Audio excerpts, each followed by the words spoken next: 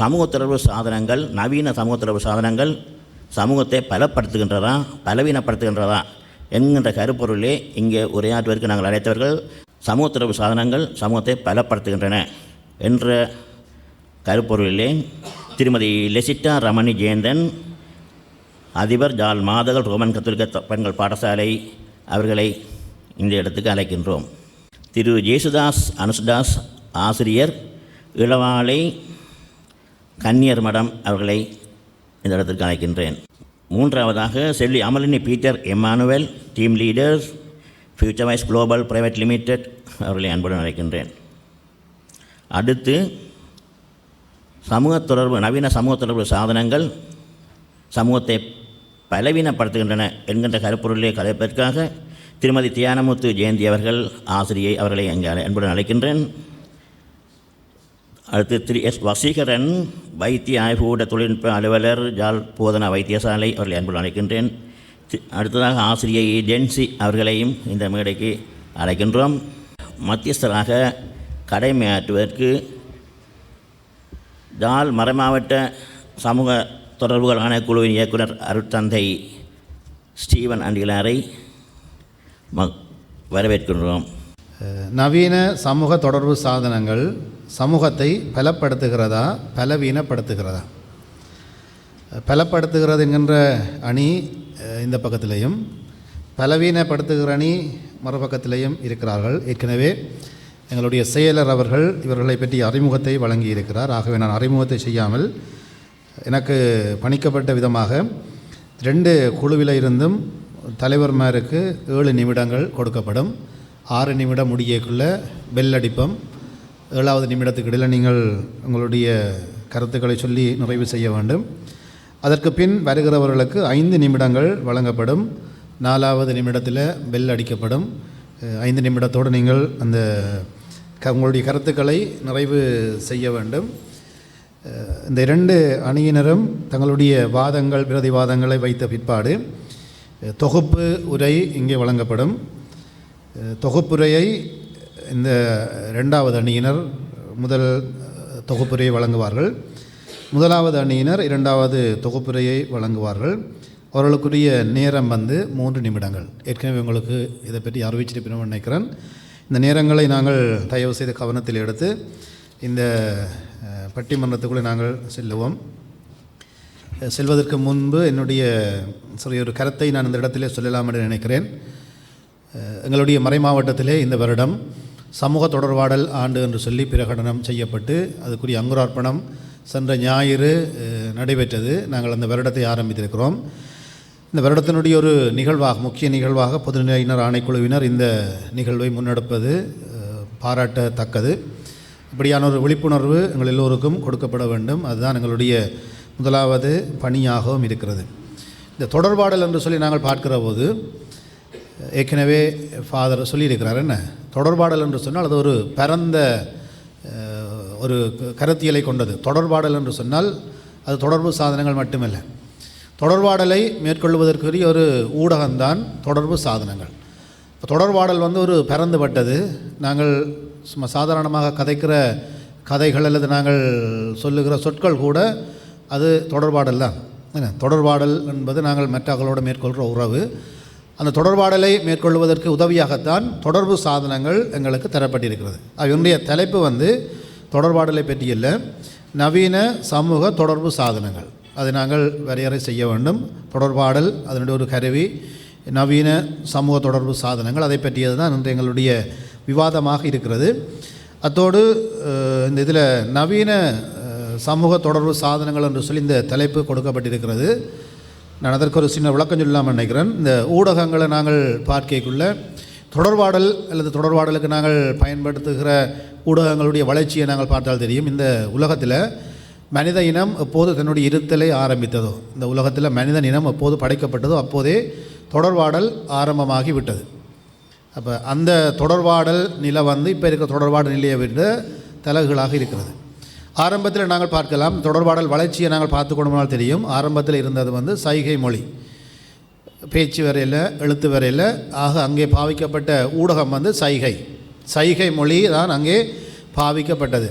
அந்த சைகை மொழி சற்று விரிவாக்கம் அடைந்து அது பேச்சு மொழியாக மாறுகிறது. பல நூற்றாண்டுகளை தாண்டி செல்லுகிறது. மனிதன் அவனுடைய பரிணாம வளர்ச்சியினால் இந்த தொண்டை நாடிகளுடைய ஒரு இசைவாக்கம் காரணமாக தன்னுடைய சத்தத்தை வரையறை செய்து ஒரு மொழிக்கு வருகிறான். பேச்சு மொழியாக அதை மாற்றுகிறான். பல நூற்றாண்டுகள் கடந்து தான் இந்த பேச்சு மொழி மனித வரலாற்றிலே ஆரம்பமான தோற்றம் பெற்றது. அந்த பேச்சு மொழி எப்படி இருக்கிற போது மனிதனுடைய பரம்பல் அல்லது மனிதனுடைய விருத்தி அதிகமாக கொண்டு போகிற போது சில குழுக்களாக மனிதன் பிரிந்து போகிறான். நாங்கள் கற்பனை செய்து பார்த்தால் தெரியும். குழுக்களாக பிரிந்து போய் குகைகளை நாடுகிற ஒரு அறிவு வருகிற போது மனித நாகரிகம் வளர்ச்சி அடைகிற போது அவன் குகைகளுக்குள்ளே பாதுகாப்பு தேடுகிறான். அந்த குகைகளுக்குள்ளே போனவன் குகைகளை அமைத்து அதற்குள்ளே போனவன் தான் கண்டதை அந்த இடத்திலே சித்திரங்களாக கீறுகிறான். இப்போ சித்திரங்கள், ஓவியங்கள், குகை ஓவியங்கள் என்று சொல்லி நாங்கள் வரலாற்றிலே பார்க்கலாம்.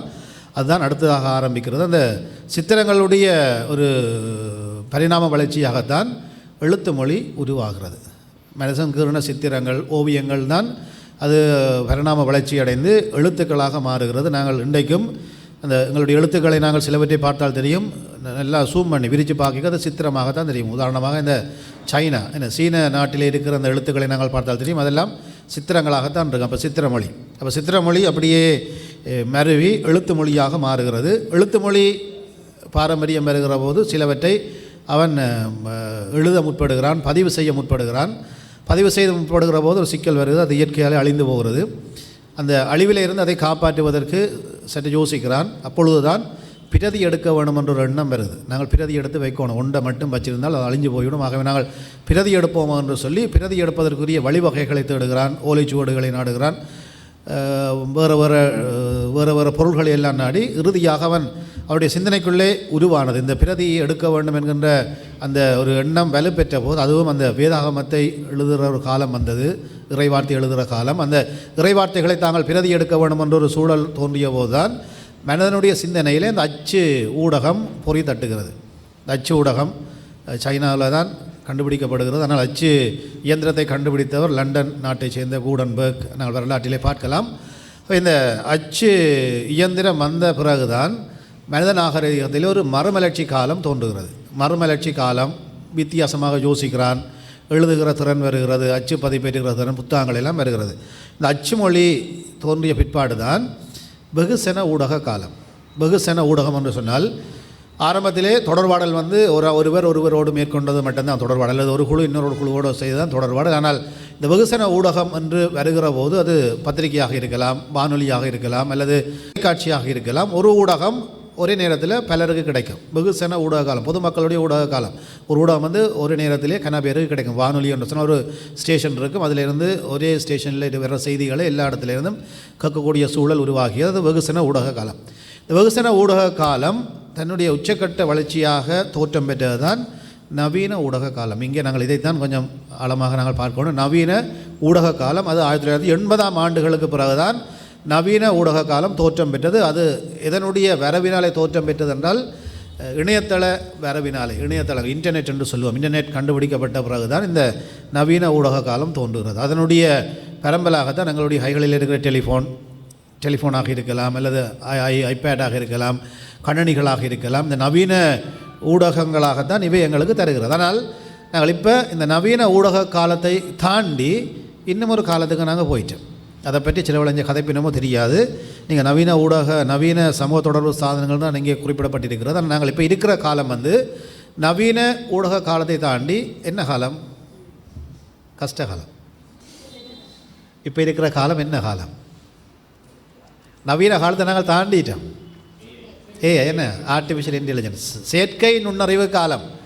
இப்போ நாங்கள் இருக்கிற காலம் செயற்கை நுண்ணறிவு காலம். நவீன காலத்தை நாங்கள் தாண்டி இன்னொரு காலத்துக்கு வந்துட்டோம். செயற்கை நுண்ணறிவு காலம் இருக்கிறத இல்லாத மாதிரி காட்டும், இல்லாததை இருக்கிற மாதிரி காட்டும்.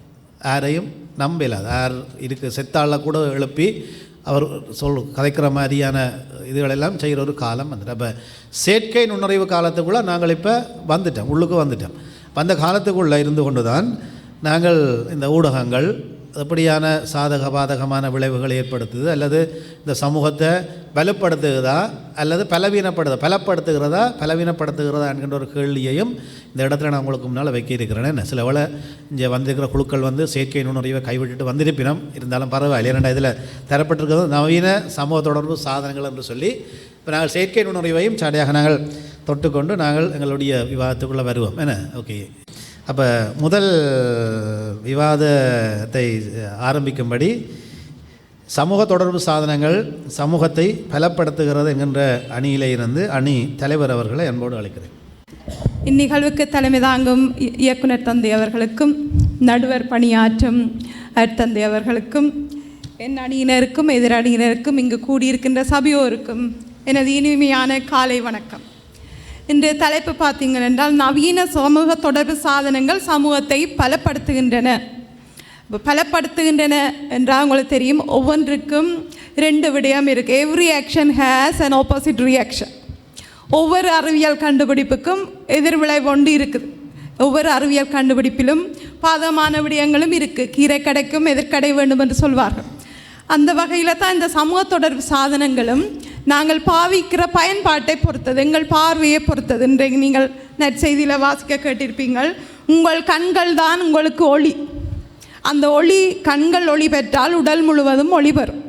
உங்களுக்கு பார்வை சரியாக இருந்தால் உடலும் நல்ல வகையில் இயக்கம் காட்டும். ஆனால் உங்கள் பார்வை பிழையாக போய்விட்டால் அந்த உங்களோட இயக்கங்கள் செயல்களும் எதிர்வினைகளை காட்டும் என்று நற்செய்தியிலே நாங்கள் இன்று வாசிக்க கேட்டிருக்கின்றோம். அதைவிட இன்று தலைமை தாங்கும் தந்தை சொல்லியிருக்கிறார், பாப்பரசர் சொன்ன ஒரு விடயம், மனித குலத்துக்கு கிடைத்த கொடை தான் இந்த சமூக தொடர்பு சாதனங்கள் என்று பாப்பரசரே நமக்கு ஆதாரமாக கொடுத்திருக்கின்றார். ஏனென்றால் அந்த அளவுக்கு இந்த சமூக தொடர்பு சாதனங்களின் வல்லமை அறியப்பட்டு இருக்கின்றது. ஒரு தொடர்பு சாதனங்கள் பிழையாக பாவிக்கப்படுதலால் தான், அதாவது தூய்மையான உரையாடல் எண்ணங்கள் பிழைக்கு போய்க்க தான் இந்த எதிர்வினைகள், அந்த பாதகமான விளைவுகள் ஏற்படுகின்றன. இதற்கு ஒரு சிறிய கதை சொல்லலாம் என்று நினைக்கின்றேன். ஒரு சிஷ்யன் குருவிட்ட போய் கேட்குறான், கடவுள் நல்லவர் தானே, கடவுள் தான் உலகத்தை படைத்தவர், அப்போ அதிலேயே நன்மை தீமை 2ஐயும் படைத்தவர் என்று கேட்டுக்கிறான். அப்போ இந்த குரு யோசிக்கிறார், இந்த சிஷ்யனுக்கு நான் எப்படி இதை விளங்கப்படுத்துறது என்று யோசிச்சுட்டு சொல்லுறார், நீ ஒரு கிளாஸில் பாலும் இன்னொரு கிளாஸில் சாணகமும் கொண்டு வா, ஒரு கிளாஸில் பாலும் இன்னொரு கிளாஸில் சாணகமும் கொண்டு வா என்று 2ஐயும் அவனுக்கு முன்னால் வச்சுட்டு, நீ இதில் எதை விரும்புகிறா என்று கேட்குற. அப்போ அவன் யோசிச்சான், சாணகம் என்னென்று குடிக்கலாதே, அப்போ நான் பாலைத்தானே எடுக்கணும், நல்லதைத்தானே எடுக்கணும்னா. அப்போ அவன் பாலை எடுத்து குடிக்கிறான். அப்போ குரு விளங்கப்படுத்துகிறார், இப்போ உனக்கு விளங்குதா, கடவுள் நன்மையும் தீமையும் வைத்திருக்கிறது, எங்களோட தெரிவுகள் தான் முக்கியம், நாங்கள் எதை தெரிவு செய்கிறோம். உண்மையால் தெரிதல் என்பது மிகவும் முக்கியமானது, வாழ்க்கையில் முக்கியமானது. எந்த துறை எடுத்தீங்கன்னாலும் தெரிவு என்பது மிக முக்கியமாக. நாங்கள் தெரிவு செய்ய முடியாத ஒரே ஒரு விஷயம் எங்களுடைய பெற்றோர் மட்டும்தான். மற்ற எல்லாத்தையும் நாங்கள் தெரிவு செய்யலாம், தெரிவு செய்து நல்ல பாதையிலும் போகலாம். தெரிவுகள் பிழையாக போனால் எங்களோட பாதை தீமை பாதையிலும் போகிறதுக்கு சந்தர்ப்பம் இருக்குது. நான் இந்த சமூக தொடர்பு சாதனங்கள் பலமானவை என்பதை ஒரு சிறிய கவிதை வடிவில் உங்களுக்கு முன் வைக்கலாம் என்று நினைக்கின்றேன். சமூக தொலைத்தொடர்பு சாதனங்கள் சங்கமிக்கும் இடங்களோ வியப்பினில், சகலரையும் ஆட்டி வைக்கும் சாதனங்கள் இவை சந்திக்கும் முன்னேற்றங்கள் உச்சத்தில். குழந்தை முதல் முதியோர் வரை, குடும்பம் முதல் அரசு வரை, கிராமம் முதல் பட்டணம் வரை இவை நுழையாத இடங்களே இல்லை. கல்வியில் முன்னேற வழிகாட்டும் சாதனங்கள், கன்னியை தேடவும் உதவிடும் சாதனங்கள், கற்றோரின் அறிவுரைகளை தந்திடும் சாதனங்கள், கரை காணாத நன்மைகளால் வியக்க வைக்கும் சாதனங்கள். வியாபாரம் பெருகிட, விளம்பரங்கள் பரவிட, வியாபித்திடும் உலகின் செய்திகளை அறிந்திட, விஞ்ஞானத்தின் விந்தைகளை விபரமாக புரிந்திட, வில்லங்கங்கள் என்றால் புளக்கும் செய்திட, ஆற்றல்களை பெருக்கிட, ஆளுமையை வளர்த்திட, ஆபத்துக்களில் உடனுதவிட, ஆதரவாளர்களை கூட்டிட, ஆரோக்கியம் அளித்திட, ஆகாரம் சமைத்திட, ஆளாளுக்கு வேறுபடும் ஆளாக்கி அழகு சேர்க்கும் இந்த சமூக தொலைத்தொடர்பு சாதனங்கள். வாட்ஸ்அப் குழுக்களில் ஒன்றிணையும் தனித்துவங்கள், வளமுள்ள கருத்துக்களால் வழிகாட்டும் தலைமைத்துவங்கள், வரையறுக்கப்படாத டேட்டாவால் நாள் முழுவதும் இயங்கிடும், வரிசையில் நிற்க தேவையில்லாத ஆன்லைன் அற்புதங்கள், ஆன்மீக செயற்பாடுகளுக்கு ஆதாரம் தேடிடலாம், ஆவலாதி அவதூறுகளுக்கு நேரமில்லாத தேடல்கள்.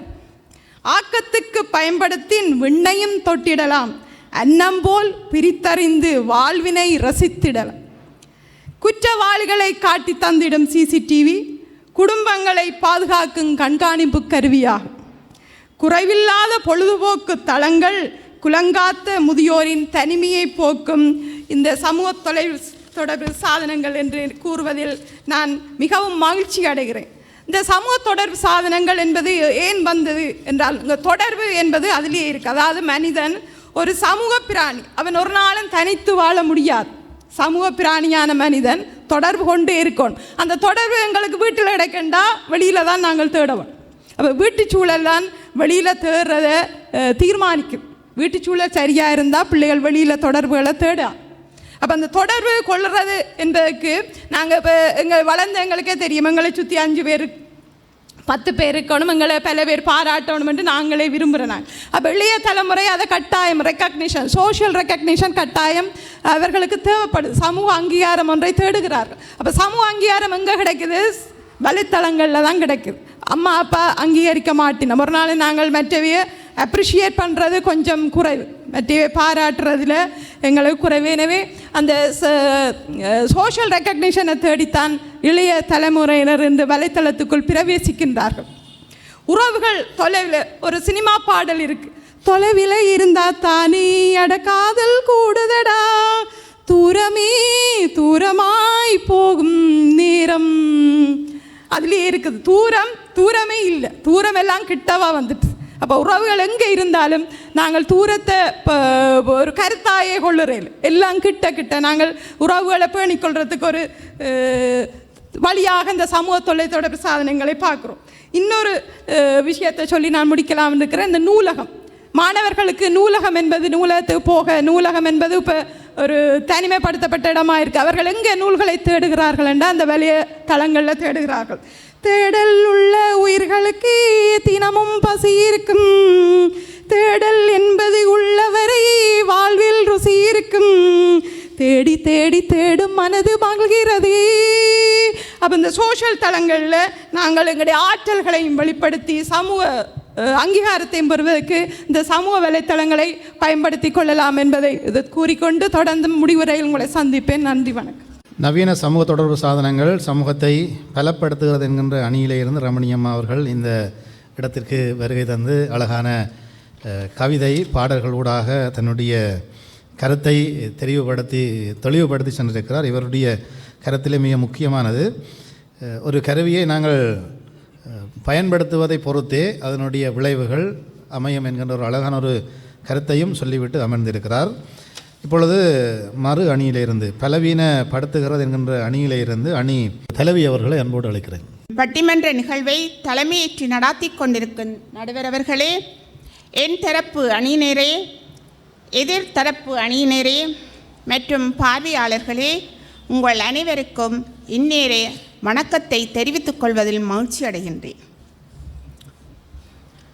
நவீன சமூக தொடர்பு சாதனங்கள் சமூகத்தை பலவீனப்படுத்துகின்றது தான். மனுஷன் காலையில் எழுந்தோட பல்ல தேய்க்கிறானோ இல்லையோ செல்ல தேய்க்கிறான். நடுவர் அவர்களே, அன்றைக்கு ஒரு வீட்டை நான் சந்திக்க போனேன். சந்திக்க போனதுலேருந்து அந்த அம்மா தான் கேப்பிடாமல் பேசிக்கொண்டே இருந்தான். மனுஷிட்ட நான் கேட்டேன், உங்களோட மனுஷன் ஒன்று கதைக்க மாட்டாரா? இல்லை மிஸ், அவரை நான் சைலண்ட் மோட்டில் போட்டிருக்கிறேன். இதில் இருந்து என்ன தெரியுது நடுவர் அவர்களே? நான் சொல்லியா தெரிய வேணும்? நடுவர் அவர்களே, ஏதோ பாஸ்வேர்ட் தான். மனுஷன்ற பாஸ்வேர்ட் மனுஷிக்கு தெரியாது, மனுஷியோட பாஸ்வேர்ட் மனுஷனுக்கு தெரியாது. அப்போ எப்படி குடும்ப லைஃப் பாஸ் ஆகும்? நீங்களே சொல்லுங்க நடுவர் அவர்களே. அது பத்தாதண்டு இவங்களோட பிள்ளைகள் கூட ஒரு பாஸ்வேர்ட் போட்டு வச்சுருப்பாங்க. 40,000 கொடுத்து போன் வாங்க அப்பா காசு கொடுத்துருக்கிறார். அவர் போய் எப்படி கத்தினாலும் அது திறக்காது. அலிபாபாவும் 40 திருடர்களும் அலிபாபா குகை கூட திறந்துடும். சீசே திறந்துடு என்றால் திறந்துடும். ஆனால் இது நாம் என்ன சொன்னாலும் அப்பா என்ன சொன்னாலும் ஏதோ அது திறக்கவே திறக்காது. அதுதான் இன்றைய காலம்.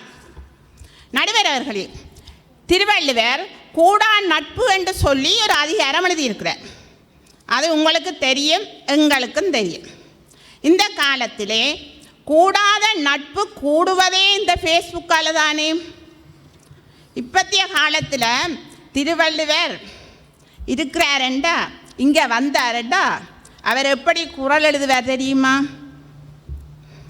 செல்போன் வாங்குவது எளிய, அரியதாம் அதன் பின் உருப்படியாய் வாழ்வது.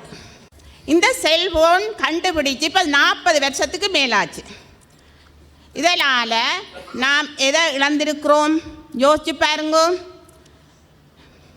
அன்றைக்கு நான் ஏதேச்சியாக ட்ரெயினில் போக வேண்டியிருந்தது. அப்போ அங்கே பயணம் செய்து கொண்டு கேட்க பக்கத்தில் சீட்டில் ஒரு ஆள் படுத்திருந்தவர். அப்போ அவர் திடீரென எழும்பி, ஐயோ என்ற போனை காணே இல்லை, என்ற போனை காணே இல்லைன்ட்டு கத்துறேன். ட்ரெயினே 2ஆக போச்சு. அப்போ ஒரு ஆள் கிட்ட வந்து கேட்குறார், உங்களோட போனை காண இல்லையா? அப்போ அந்த சார்ஜரை என்னட்ட தாரீங்களா? அப்போ இதுலேருந்து என்ன தெரியுது நடுவர் அவர்களே? மனிதாபிமானம் தொலைஞ்சு போச்சு. எவனோ ஒருத்தன் ஆக்சிடென்ட் பட்டதை ஒருத்தர் தான் ஃபோட்டோ எடுத்து ஃபேஸ்புக்கில் அப்லோட் பண்ணுறான். மேலே பெருசாக ஒரு கேப்ஷன், பேக்கில் அடிபட்ட இவருக்கு உதவி செய்ய ஆளே இல்லையா? அப்போ நீ எங்கே இருக்கிறா?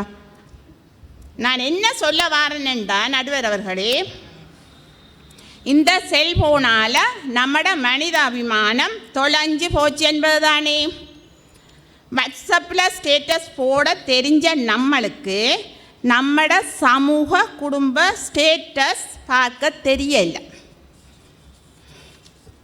நடுவர் அவர்களே, மொபைல் ஃபோன் யூஸ் பண்ணுறதால மாணவர் என்ற சாதிக்கின்ற திறன் குறைஞ்சு கொண்டே போகுது என்றது ஆய்வுகள் எங்களுக்கு வெளிப்படுத்தி கொண்டு இருக்கிறது. தடுமாறி விழுவதற்கான வாய்ப்புகள் அதிகம் கொடுக்கிறதும் அதே சாதனம்தானே. பிறகு எப்படி இது சமூகத்தை பலப்படுத்தும்? பிண்டம் போல் ஒன்று கண்டு பிடிக்கப்படும், அது மனிதனை ஆட்டி படைக்கும் என்று நம்மட முன்னோர்கள் சொன்னது இன்னுமா நமக்கு புரியலை? ஒரு பையன் போன் தட்டி கொண்டு வந்து அம்மாட்ட சொல்கிறான், அம்மா இட்லியை வை. அப்போ தாய்க்கு ஐயோ மகன் பசியோடு வந்திருக்கிறான், அவள் இட்லியை போட்டுக்கொண்டே இருக்கிறா தட்டில். தம்பி போதுமாடா, தம்பி போதுமாடா. அவன் தட்டை பார்த்தா தானே, அவன் வேறு பார்த்து கொண்டே இருக்கிறான். அம்மா போட்டுக்கொண்டே இருக்கிறான். அவள் களைச்சி போச்சு, அவள் விட்டுட்டு போயிட்டான். கொஞ்ச நேரத்தில் நாய் எல்லாம் சாப்பிட்டுட்டு போயிட்டு அவன் கையை கழுவிட்டு போகிறான். நான் என்ன சொல்ல வரேன்டா நடுவர் அவர்களே, சிற்றறிவு ஜீவன் கூட நிம்மதியாக சாப்பிடுது. தொழில்நுட்பத்தை கண்டுபிடிச்ச மனுஷனால் நிம்மதியாக சாப்பிட முடியலை. அன்றைக்கு நாம் ஃபோனை வச்சிருந்தோம், இன்றைக்கு ஃபோன் நம்மளை வச்சிருக்கு. ஆங்கிலேயர் இடத்திலிருந்து அடிமையை விலக்கி கொண்ட நம்மால் ஆண்ட்ராய்டு இடத்திலிருந்து அடிமையை விலக்கி கொள்ள முடியலை. தொழில்நுட்பம் தவிர்க்க முடியாதது. இது குடும்பங்களை இணைக்குதா பிரிக்குதா? பெற்றோரோட பிள்ளைகளை நெருக்கமாக்குதா அல்லது விலக்கி வைக்குதா? அப்பா ஆசையோட மகனுக்கு ஃபோன் வாங்கி கொடுத்தா அவன் பக்கத்தில் நிற்காம 6 அடி தள்ளி நின்று தான் ஃபோன் கதைக்கிறான். இன்னொரு விஷயம் சொல்லவார், கணவன் மனைவி நித்திரியாக இருக்கிறான். திடீரென்று மனுஷிட ஃபோனுக்கு நோட்டிஃபிகேஷன் வருது. நடிச்சாமம் 12 மணிக்கு 6 இவளுக்கு மெசேஜ் போடுறது. மெசேஜை பார்த்தேன். மெசேஜில் பியூட்டிஃபுல். அவள் எழும்பிட்டான். அடியே உனக்கு யாரு பியூட்டிஃபுல் மெசேஜ் போட்டதே? அவள் பார்க்குறான், இல்லை அது பியூட்டிஃபுல் இல்லை, பேட்ரிஃபுல். இப்போ பிறகு என்ன நடந்திருக்கும் சொல்ல தேவையில்லை. நடுவர் அவர்களே, இப்படியான விடயங்கள் எப்படி குடும்பத்தை இணைக்குது? அதுக்குள்ள சமூகத்தை பலப்படுத்தும் என்று சொல்ல 3 பேர், அதை எதிர்த்து கதைக்க நாங்கள் 3 பேர். இதுக்கு ஒரு பட்டிமன்றம். ஃபோனில் நாங்கள் சட் பண்ணுறோம் பண்ணிக்கொண்டே போகிறோம். அது சட்டிங் இல்லை, சீட்டிங். 50 வயது மனுஷன் கூட 20 வயது பொடியன் மாதிரி கதைக்கிறான் ஃபோனில். உங்களுக்கு தெரியுமா, கிட்டடியில் நம்ம தேசத்தில் ஒரு சம்பவம். 18 வயது புள்ள ஃபேஸ்புக்கில் லவ்வாம். அது வீட்டை இருந்த காசு நகை எல்லாம் தூக்கொண்டு ஓடி போய் அங்கே அவரை பார்த்தோண்டி நிற்கிது. அங்கே அவர் வந்தால் அவருக்கு 50 வயது. என்ன நடந்திருக்கும் இது சொல்ல தேவையில்லை, உங்களுக்கு தெரியும். அப்போ நம்மளோட சமூகம் இப்போ இங்கே இருக்குது. இவ்வளவு காலமும் க்ரைம் என்ற ஒன்று தான் இருந்தது. இப்போ சைபர் க்ரைம் என்று ஒரு டிபார்ட்மெண்ட்டை உருவாக்கி இருக்குது. இந்த ஃபோன் உருவாக்கின இந்த ஃபோன் எப்படி சமூகத்தை பலப்படுத்தும்? எத்தனை கொலைகள், எத்தனை சித்திரவதைகள், எத்தனை ஏமாற்றங்கள், எத்தனை தற்கொலைகள், எல்லாத்தையும் தந்த இந்த ஃபோன் என்னென்று நம்மளோட சமூகத்தை பலப்படுத்தும். இந்த நிறைய விஷயங்கள் இருக்குது. பூனரியில் ஒன்று நடந்தது. என்ன, அப்பாவும் பிள்ளைகளும் கேட்டுக்கொண்டிருக்கிறோம், எங்களோட அம்மாங்க நிலையை பாருங்க, சமூகம் எந்த நிலையில் இருக்குது. பிரான்ஸில் இருந்து ஒரு இளம் பெண் தன் அந்தரங்க விடயத்தை வாட்ஸ்அப்பில் கணவனுக்கு அனுப்புகிறான்ட்டு அவர்கிட்ட கள்ளக்காதலை அவர் தடை செய்துட்டான். சமூகம் எங்கே இருக்குது, நாங்கள் எங்கே இருக்கிறோம்? எல்லாம் யோசிக்க வேண்டிய விஷயங்கள். மனுஷருக்கு பெரிய சாபக்கேடு. 12 மணிக்கு பிறகு புள்ள பெட்ஷீட்டால் போத்து கொண்டு இருக்கு, அங்கே உள்ளுக்க லைட் எரியுது. என்னென்று பார்த்தா புள்ள சொல்ல தேவையில்லை, எல்லாம் நாங்கள் அறிஞ்சது சாபம். பிள்ளையோட வாழ்க்கையும் சீரழியுது, அதே நேரத்தில் அந்த குடும்பத்துடைய தலை எழுத்து கூட மாறுது. நான் கடைசியாக ஒன்றை சொல்கிறேன். கடிதம் போச்சு, கடிகாரம் போச்சு, கலண்டர் போச்சு, கேமரா போச்சு. அத்தனை பேரிட வாழ்வாதாரத்தையும் ஒன்றா வச்சிருக்குது இந்த போனண்டா. எங்களோட சமூகத்திட நிலை என்ன? கடைசியாக 3 தரம் இன்னொரு தரம் மாட்டை கடிச்சு மனுஷனை கடிச்சிட்டுது. இப்போ கடைசியாக எங்கே வந்து நிற்கிது? எங்களோட ஆன்மீகத்தை கடிச்சிட்டுது. எங்களுக்கு தெரியும், நினைச்சு பார்க்கவே முடியாத வதந்திகள், விமர்சனங்கள். நவீன சமூக தொடர்பு சாதனங்கள் சமூகத்தை பலவீனப்படுத்துகிறது என்கின்ற அணியின் தலைவி அவர்கள், ஜெயந்தி அம்மா அவர்கள் அழகாக பல விடயங்களை எங்களுக்கு சொல்லிவிட்டு சென்றிருக்கிறார். அதிகாலை பல்ல தேய்க்கிறோமோ இல்லையோ, நாங்கள் செல்ல தேய்க்கிறோம் என்பதில் ஆரம்பித்து இந்த சமூக தொடர்பு சாதனங்கள், அதை முக்கியமாக டெலிஃபோனால் வார தீமைகள் பற்றி பல உதாரணங்களை சொல்லிவிட்டு அமர்ந்திருக்கிறார். இப்பொழுது அவரை எதிர்த்து சமூக தொடர்பு சாதனங்கள் சமூகத்தை பலப்படுத்துகிறது என்கின்ற அணியிலே இருந்து செல்வி அனிஸ்டா மெலனி பீட்டர் அவர்கள் தன்னுடைய கருத்துக்களை இங்கே வாதமாக வைக்க வருகிறார். நடுவர் அவர்களுக்கும் என் தரப்புவாதிகளுக்கும் எதிர்த்தரப்புவாதிகளுக்கும் இன்னும் சபையோருக்கும் இந்நேர வணக்கங்கள். எங்களுக்கு நல்லொரு தலைப்பொண்டு தந்திருக்கு, நவீன தொடர்பு சாதனங்கள் சமூகத்தை பலப்படுத்துது என்று சொல்லி. அந்த அணியின் தலைவி சொன்னால் பாஸ்வேர்ட் போட்டால் ஹஸ்பண்டுக்கு தெரியாது, ஒய்ஃபுக்கு தெரியாதுண்டு. பாஸ்வேர்டுன்றதே ப்ரைவசின்றது அவங்களுக்கு தெரியாது. ஒய்ஃபிൻ്റെ பாஸ்வேர்ட் தெரியணும்னு சொன்னால் அது அவன் அந்நியோன்யத்தில் ஏதோ ஒரு பிரச்சனை இருக்குன்னு நான் நினைக்கிறேன். அப்பாவோட மகன் கதைப்பானா 6 அடி தள்ளி நின்று 6000 கிலோமீட்டர் தள்ளி நின்றாலும் தகவல் பரிமாறப்படுவது சாதனங்கள் தானே உதவுது. பூநகரியிலெல்லாம் ஏதோ ஒரு மிஸ்யூஸ் நடந்ததாக சொன்னாங்க. அதெல்லாம் என்னண்டு தலைவருக்கு தெரியும், எல்லாம் இந்த சாதனங்களில் தானே பார்த்துருப்பா.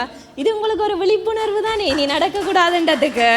மாதாபிதா குரு தெய்வம் என்றது மலையேறி போய் மாதாபிதா கூகுள் தெய்வம் என்றது தான் இந்த கால புதுமொழி. ஆதி மனிதன் நெருப்பை கண்டுபிடிச்ச நேரம் அவன் உடலில் சுவையை உணர்ந்து கொண்டான். சக்கரத்தை கண்டுபிடிச்ச நேரம் அவன் வாழ்க்கை நகர்ந்தது. மின்சாரத்தை கண்டுபிடிச்ச நேரம் வாழ்க்கை வெளிச்சமானது. இதே கணிப்பொறியை கண்டுபிடிச்ச நேரம் உலகமே கைக்குள்ளே வந்தது. உதாரணத்துக்கு சொல்ல போனால் கொரோனா காலத்தில் பெரியவர்கள், பிள்ளைகள், பெற்றோர்கள் என்று எல்லா தரப்பினரும் வீட்டுக்குள்ளே தான் முடக்கப்பட்டிருந்தனர். அந்த நேரத்தில் படிக்க வேண்டிய வயதில் தான் கல்வியை கற்க முடியும். படிக்க வேண்டிய பிள்ளைகள் என்னென்று கற்கிறது? வீடுகளில் இருந்து ஆசிரியர்மார் சூம் ஊடாக கற்பித்தலை நடத்தினார். அந்த 40 நிமிட கற்பித்தல் சிலருக்கு விளங்காமல் இருக்கலாம், சில பேருக்கு இன்டர்நெட் இஷ்யூவாக இருக்கலாம். அப்படியான சந்தர்ப்பத்தில் நாங்கள் சில டவுட்டை போய் எங்களோட அம்மா அப்பாட்ட கேட்கலாம். சிலவள அம்மா அப்பா மாதிரி படிச்சிருக்க மாட்டேன். நண்பன்கிட்ட கேட்டால் அவன் இவ பாஸ் பண்ணிடுவான்னு சொல்லித்தரான் விட்டுருவான். கூகுள்கிட்ட கேட்டால் கூகுள் சொல்லித்தரான் விடுமா. நாங்கள் எதை தேடுகிறோமோ அதைத்தான் எங்களுக்கு கூகுள் தரும். நாங்கள் பிள்ளையா தேடினா பிள்ளையாத்தான் தரும். எதிரணி அம்மா சொன்னால் திருவள்ளுவர் இப்போ இருந்திருந்தா திருவள்ளுவர் கூடா நட்பை பற்றி சொன்னது சமூக வலைத்தளத்தில் உண்மையாகி இருக்குமெண்டு. ஏன் திருவள்ளுவர் சொல்லியிருக்கிறார், இனிய உளவாக இல்லாத கூறல் கனி இருப்ப காய் கவர்தல் உண்டு. ഇതിൻ്റെ அர்த்தம் என்ன தெரியுமா? கனி இருக்க காயை தேட மாட்டோம். நாங்கள் வாழ்க்கையிலும் சரி இணையத்திலும் சரி எதை தேடுகிறோமோ அதைத்தான் பெறுவோம். எதை தேடுகிறோம் என்ற தெளிவு உள்ள ஒருவனுக்கு சமூக தொடர்பு சாதனங்கள் பலன்தான், சமூகத்தை பலப்படுத்தும். சரி, எங்களோட நாட்டில் டொலர் பிரச்சனையால் பலர் வெளிநாட்டுக்கு போகக்கூடிய வசதி கிடைச்சது.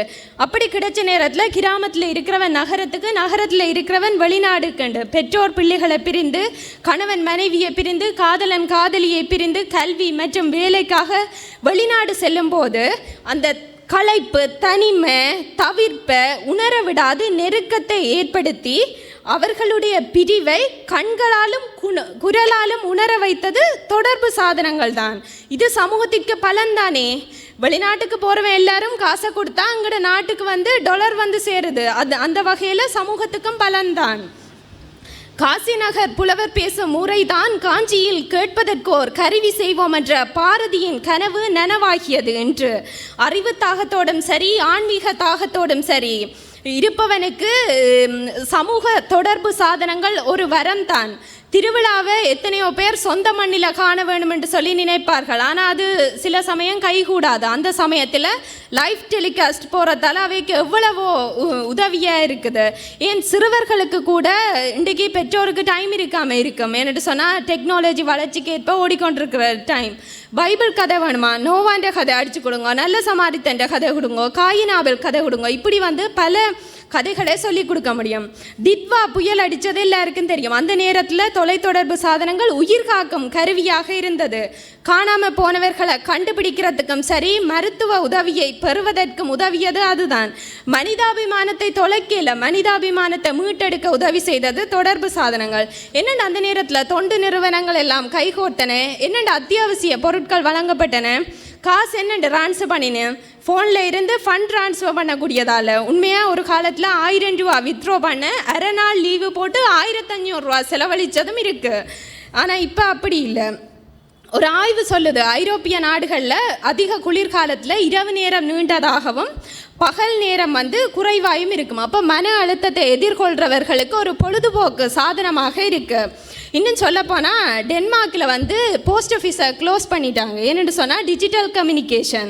போஸ்ட் ஆஃபீஸ் என்னத்துக்கு போவோம்? ஃபண்ட் ட்ரான்ஸ்ஃபர் பண்ண, எலக்ட்ரிசிட்டி பில் கட்ட, லெட்டர் போடுறதுக்கு. இந்த மூணுமே இல்லை. இப்போ ஃபண்ட் ஃபோனில் ட்ரான்ஸ்ஃபர் பண்ணலாம், எலக்ட்ரிசிட்டி ஆப்பில். பிறகு ஏன் போஸ்ட் ஆஃபீஸ்? தேவையில்லாமல் நாட்டுக்கு ஒரு செலவு அங்கே நிறுத்தப்பட்டது. இன்னும் எங்களுடைய பாரம்பரிய கலாச்சார அடையாளத்தை ஒரு சமூக ஊடகம் எங்களுக்கு தருகுது, சமூக சாதனங்கள் தருகுது. இதற்கு உதாரணம் 2017ஆம் ஆண்டு இந்தியாவில் நடந்த ஜல்லிக்கட்டு பிரச்சனை. இதுக்கு வாட்ஸ்அப், ட்விட்டர், ஃபேஸ்புக் அண்டு பல தகவல்கள் கிராமங்களில் இருந்து நகரங்களில் இருந்து தமிழர்களுக்கு ஒரு வலுச்சேர்த்து அந்த தடை நீக்கப்பட்டது என்று சொன்னால் முழுக்க காரணம் தொலைத்தொடர்பு சாதனங்கள் தான்.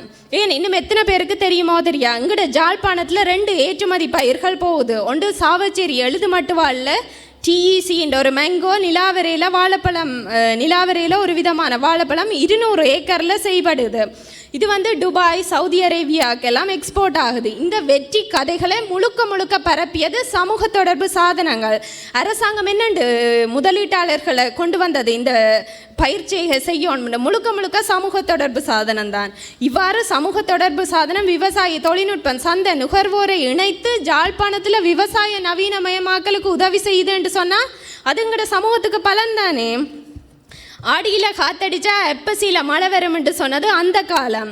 இப்போ பிரபலமாக நாகமுத்து பிரதீபராஜாவை சொல்லலாம். வானிலை தொடர்பான அவருடைய எதிர்வு கூறல் எச்சரிக்கை உயர்ந்த மலைகளிலும் சரி மீனவனிலிருந்து விவசாயம் வரை எல்லோரையும் கொண்டு சேர்க்குது. இவ்வாறாக சமூக தொடர்பு சாதனங்கள் எமக்கு பலம் அளிக்கிறது. அறிவினை என்ப உளவோ கருவியான் காலம் அறிந்து செய்யின திருவள்ளுவர் கூறியது. சரியான நேரத்தில் சரியான கருவிகளோட தகுந்த நேரத்தில் வேலையை செய்தால் அரிதான காரியம் என்று எதுவும் இல்லை என்று சொல்லி வாய்ப்புக்கு நன்றி பாராட்டி விடைபெறுகிறேன். நன்றி. சகோதரி அனிஸ்டா அமெலினி பீட்டர் அவர்கள் ஒரு டீம் லீடர் என்பதை இங்கே நிரூபித்து சென்றிருக்கிறார். ஃபியூச்சர் வைஸ் குளோபல் பிரைவேட் லிமிடெட்டில் வேலை செய்கிறார்.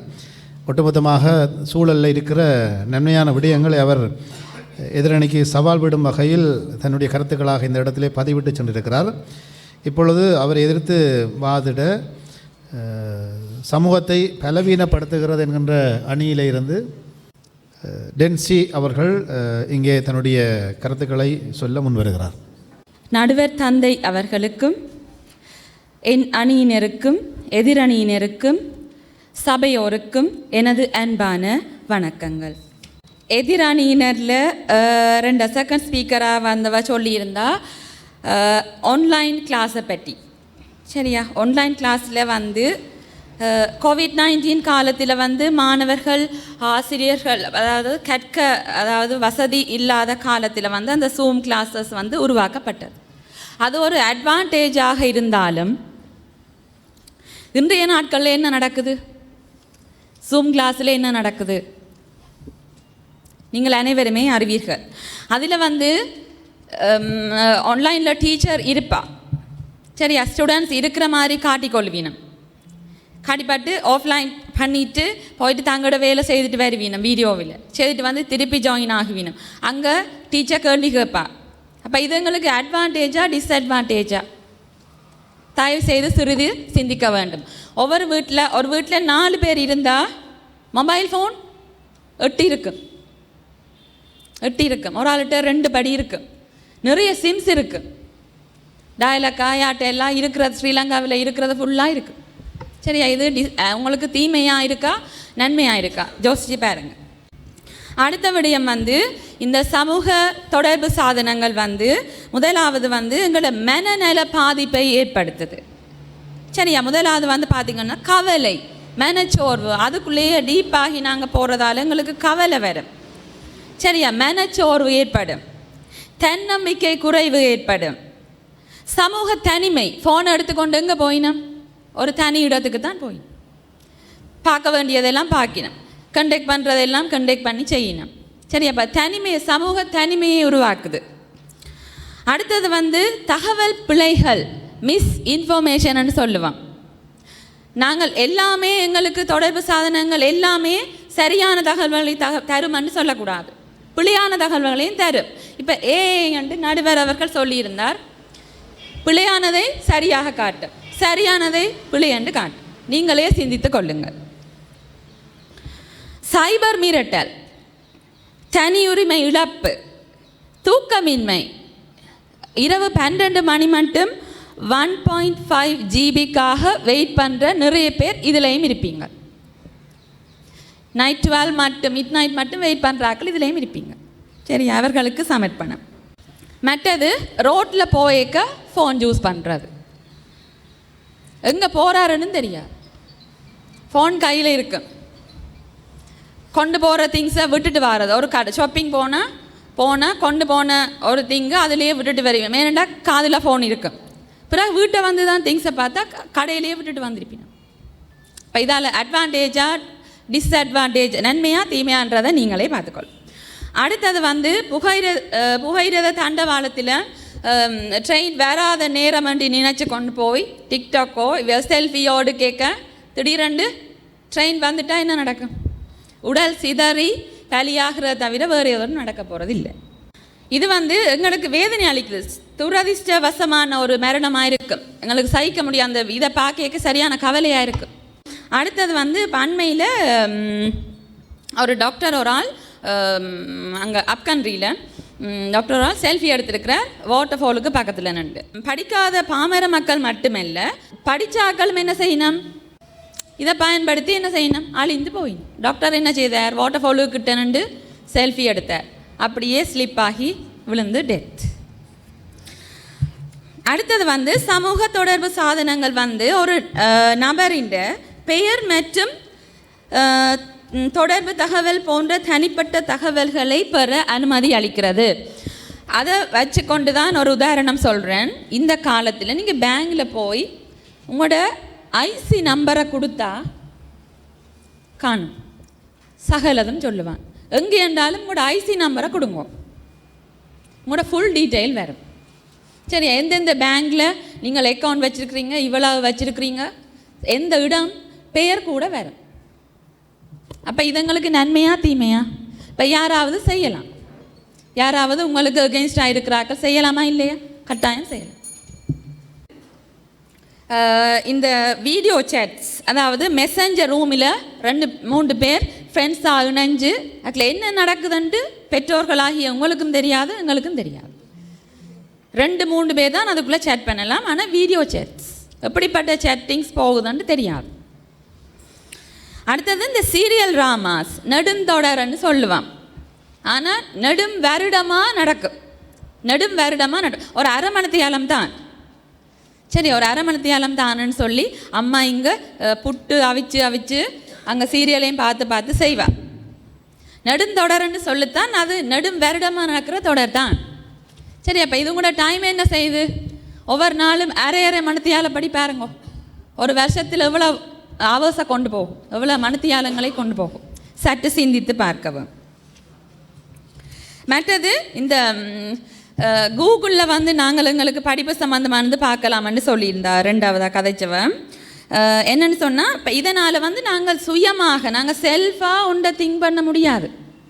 சரியா, செல்ஃபாக நாங்கள் நினச்சி என்னென்றாலும் என்ன செய்வோம், உடனே ChatGPT போவோம் அல்லது கூகுள்கிட்ட போய் தான் கேட்டுக்கொள்வோம். நாங்கள் சுயமாக ஒன்றை தேடி கேட்கிறத நாங்கள் வளர்த்து கொள்ள மாட்டோம். அடுத்தது யூடியூப்பில் ஒன்று சொல்ல விரும்புகிறேன். இதில் பொருத்தமற்ற உள்ளடக்கங்கள் நிறைய இருக்குது. அதாவது வன்முறை, பாலியல் சார்ந்த உள்ளடக்கங்கள், இவை இளம் பார்வையாளர்களுக்கு தீங்கு விளைவிக்கும். அதாவது இதில் யூசர்ஸ் அதுக்கு அடிக்ட் ஆவினம், அடிமையாகுவினம். அதிக நேரம் செலவிடுவதனால அவன் உற்பத்தி திறன், இப்போ அவன் என்ன ஏதாவது க்ரியேட்டிவிட்டி மைண்ட் இல்லாமல் போகும். சரியா, இடையில விளம்பர தொல்லை, தொடர்ச்சியான மற்றும் அதிக விளம்பரங்கள் எரிச்சல் ஊட்டும். ஒரு விஷயத்தை நாங்கள் முக்கியமான விஷயத்தை பார்த்து கொண்டு கேட்க இடையில இப்படி வருது அப்படின்னு சொன்னால் அவைக்கு எரிச்சல் ஊட்டும். சரியா, அப்போ அவன் பேடான ஏதாவது பார்த்து கொண்டு வந்தால் அது எரிச்சல் ஊட்டும். அடுத்தது வாட்ஸ்அப்பில் ஸ்பெஷலாக பார்த்தோம்னு சொன்னால் ஹேக்கிங், அக்கௌண்ட்ஸை ஹேக் பண்ணுறது. அண்மையில் எனது பாடசாலை அதிபருக்கு நடந்தது. ஹேக் பண்ணி ஏர்ஜெண்ட்டாக ஹெல்ப் வேணுமென்னு சொல்லி அவருக்கு கிட்டத்தட்ட 5 lakhs கிட்ட போடுபட்டுட்டுது. 1 lakh ஏர்ஜெண்ட்டாக வேணுமென்னு சொல்லி நானும் ரெடி போட. அப்போ அவர் மிஸ் ஒரு ஆள் கால் பண்ணி சொன்னால் இப்படின்னு சொன்ன அப்புறம் அது கட் பண்ணிட்டேன். இப்போ 5 lakhs கிட்ட ரிசீவ் பண்ணியாச்சு. அப்போ அதையும் நீங்கள் யோசித்து கொண்டு வாதத்தை நிறைவு செய்கிறேன். நன்றி. சமூகத்தை பலவீனப்படுத்துகிறது என்கிற அணியிலிருந்து ஆசிரியர் டென்சி அவர்கள் தொடர்பு சாதனங்களுடைய பாவனையால் நாங்கள் சந்திக்கிற பல பிரச்சனைகள் பற்றி எங்களுக்கு அழகாக பல தகவல்களை அனுபவ ரீதியாக சொல்லிவிட்டு சென்றிருக்கிறார்.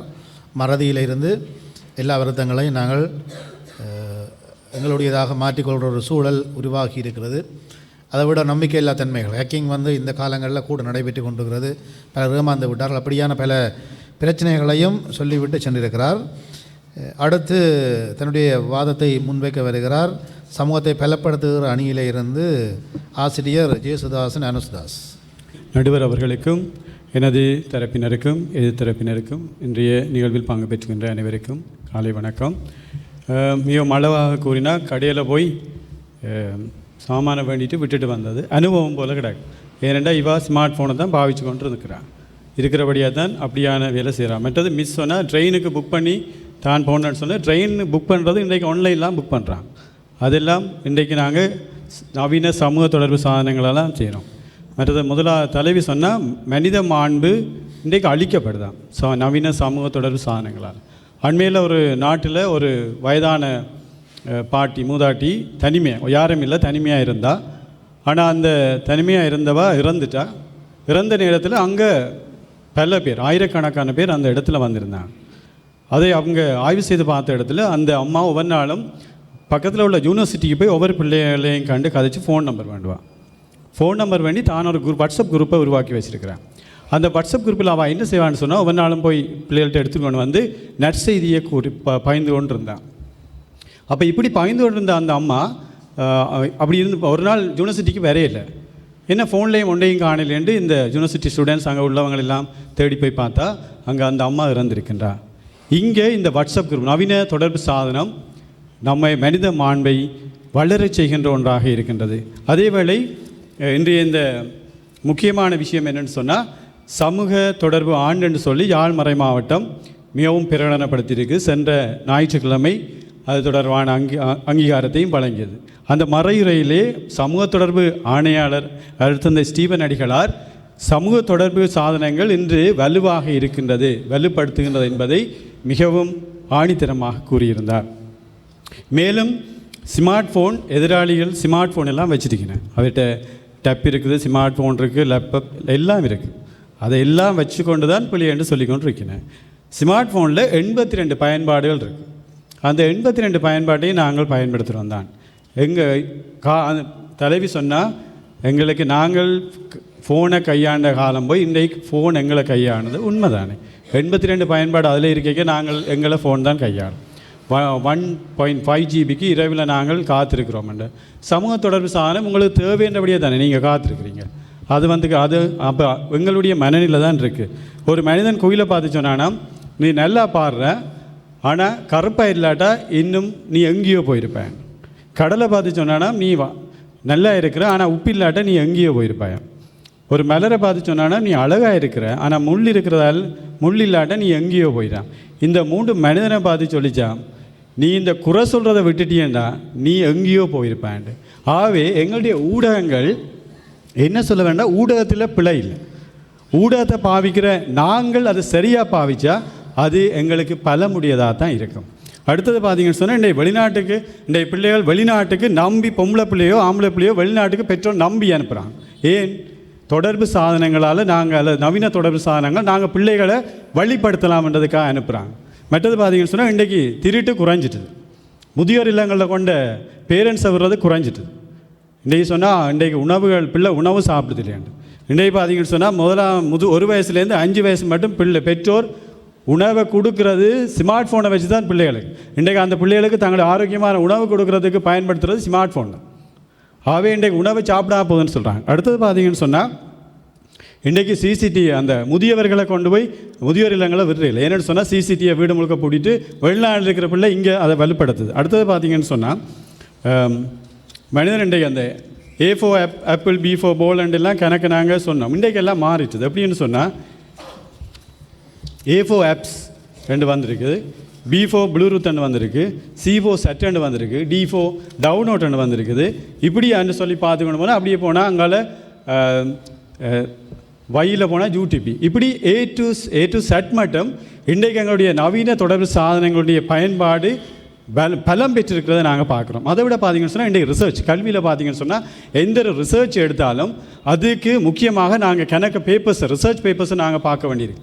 அந்த ரிசர்ச் பேப்பர்ஸ் எல்லாம் நாங்கள் எங்கள் லைப்ரரியில் போய் பார்க்க வேண்டிய தேவையில்லை.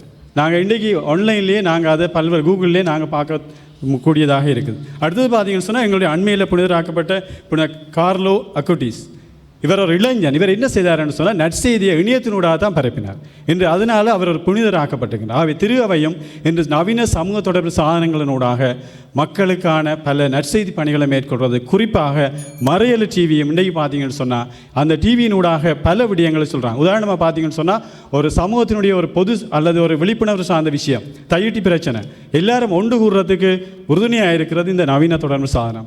இங்கே நடக்கிற தையிட்டி பிரச்சனையை லண்டனில் அங்கே ஒரு ஒன்றாக சேர்றதுக்கு தொடர்பாக இருக்கிறதும் இந்த நவீன தொடர்பு சாதனம். ஆகவே இந்த வகையில் எங்களுடைய ஆன்மீக காரியங்கள் அனைத்திற்கும் சிறப்பாக நாங்கள் பார்த்தோம்னு சொன்னால் அன்புராஜ் அடிகளாருடைய அந்த விபத்து தொடர்பான விடயங்கள் அவையெல்லாம் எங்களுடைய சமூகத்தை பலப்படுத்துகின்றது, விபத்துகளிலிருந்து பலப்படுத்துகின்றது, அல்லது அதுகளிலிருந்து நாங்கள் எவ்வாறு தவித்து கொள்ளலாம் என்பதற்கு ஏற்புடையதாக இருக்கின்றது. ஆகவே இன்றைய சமகால சூழலிலே நவீன தொடர்பு சாதனங்கள் எங்களை பலப்படுத்துகின்றது. திரு அவையையும் வளர்க்கிறதுக்கு அது பல்வேறுபட்ட வகையிலே ஏதுவாக இருக்கின்றது என கூறி விடை பெற்றுக் கொள்கின்றேன். நன்றி. ஆசிரியர் திரு ஜேசுதாஸ் அனுஷ்டதாஸ் அவர்கள் நவீன சமூக தொடர்பு சாதனங்கள் எங்களுடைய சமூகத்தை பலப்படுத்துகிறது என்பது தொடர்பாக ஆணித்தரமாக பல நல்ல உதாரணங்களை இங்கே வைத்து தன்னுடைய வாதத்தை செய்திருக்கிறார். இவர் தன்னுடைய இந்த வாதத்திலே குறிப்பிட்ட மிக முக்கியமான விடயம், ஏற்கனவே அணித்தலைவி அவர்கள் சொன்னது போல நாங்கள் இந்த சமூக தொடர்பு சாதனங்களை சரியாக நாங்கள் பாவித்தால் அதால் நன்மைகள் தான் எங்களுக்கு வரும். ஆகவே நாங்கள் சரியாக பயன்படுத்த வேண்டும் என்று சொல்லி ஆணித்தரமாக மீண்டும் உறுதிப்படுத்தி சென்றிருக்கிறார். இவர் இன்னும் ஒரு இடத்துல குறிப்பிட்டிருக்கிறார், கார்லோ அக்குட்டி, செயின்ட் கார்லோ அக்குட்டி. உங்களுடைய தகவலுக்காக அவர் சைபர் கம்யூனிகேஷனுடைய பாதுகாவலர் பேட்ரனாக இருக்கிறார். எங்களுடைய இணையதள தொடர்பாடல் என்ற பாதுகாவலராக சைபர் புனித கார்லோ அக்குட்டி அவர்கள் சிறு இளைஞனாக இருந்தபோது, அவர் சிறுவனாக இருந்தபோதே புனிதராக திருநிலைப்படுத்தப்பட்டிருக்கிறார், புனிதராக உயர்த்தப்பட்டிருக்கிறார். இவரை எதிர்த்து சமூக தொடர்பு சாதனங்கள் சமூகத்தை பலப்படுத்துகிறது என்கின்ற அணியிலே இருந்து திரு வசீகரன் அவர்கள் தன்னுடைய வாதத்தை இங்கே முன்வைக்க வருகிறார்.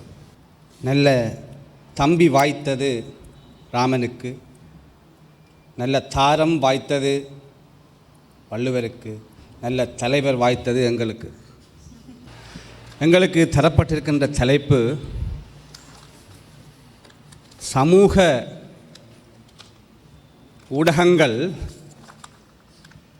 ஊடகங்களுடைய பாவனை எங்களுடைய சமூகத்தை பலவீனப்படுத்துகின்றது.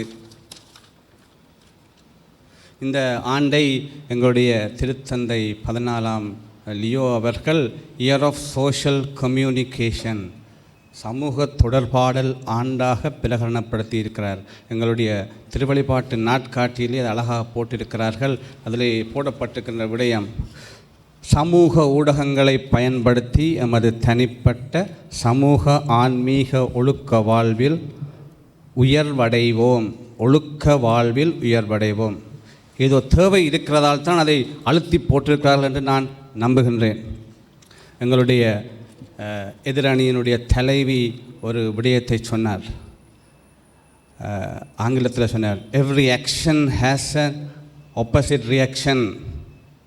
அவருடைய கூற்று சரியான்னு நான் அவையோரை கேட்கிறேன்.